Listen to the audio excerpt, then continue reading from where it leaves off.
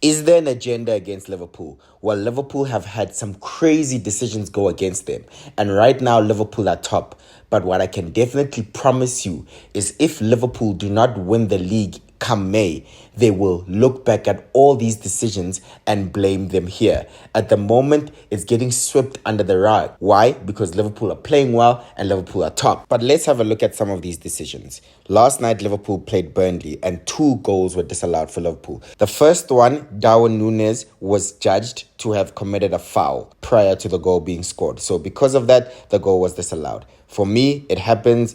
Could it have stood? Definitely could have went the other way, but it happens. So that one I'm not too mad about. The second one relates to Salah being in an offside position when Harvey Elliott took the shot and he was deemed to have been interfering with play and being in the line of the goalkeeper. What's crazy is that Salah actually gets pushed into that position before the shot gets taken by Harvey Elliott. So we can see Harvey Elliott is taking the shot. Now Salah is in the offside position. And yes, I agree. Definitely, he's in the line of the goalkeeper. Goals like this shouldn't stand. There should be a clear metric and a standard that has been set. I know some people will say City's goal stood against Fulham when Kanji was offside and he even jumped over the ball. But like I said, that shouldn't have stood. So 2 wrongs don't make a right. And the Premier League cannot continue making bad decisions. So I am fine again with this one being offside, although it's a bit weird because he was pushed into that position. But let's actually look at the issues. According to ESPN, Liverpool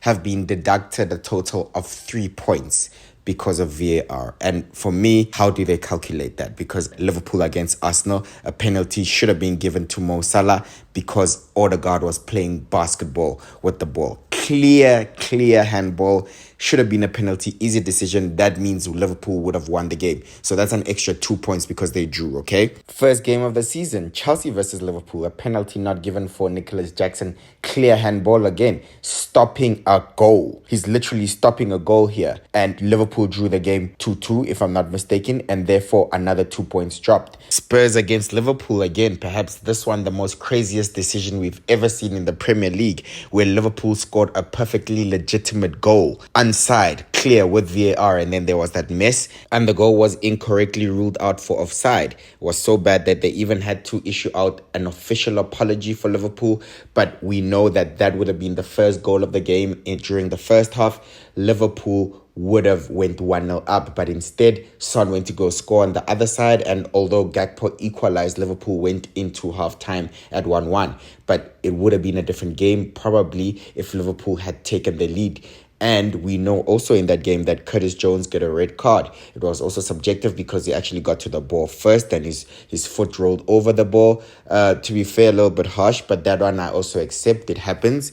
But I think Liverpool could have picked up a point. Would they have won the game? I'm not so sure. I think Spurs were playing good football at the time, and we know that Spurs were always scoring at home and they're always threatened. And even when it was 11 versus 11, it was 1-1 and Spurs were piling on pressure. Liverpool were great, but I think Liverpool would have picked up at least a point. I'm already on 5 points. And there's also the Newcastle game in which, to be fair, Liverpool won the game anyway. So technically it has no material effect, but we're just looking at, again, some of the subjective decisions that have went against Liverpool.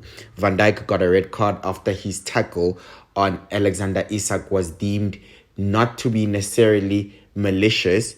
It wasn't for the actual tackle that he got a red card, but he got a red card because he was the last man. Yeah, they said he was the last man, so therefore he got a red card, another subjective one. Against Bournemouth, I think it was the second game of the season, McAllister got a red card, and then after the game, Liverpool submitted an appeal and the red card was rescinded. So again, another decision that was incorrect on the field and could have cost Liverpool the game. To be fair, again, no material effect. They won the game anyway. But my point is, all these decisions that have went against Liverpool, I've now already calculated 5 points in which we can say probably Liverpool would have attained those points. It's not crazy to say that Liverpool could have actually been 5 more points clear and also undefeated at this stage.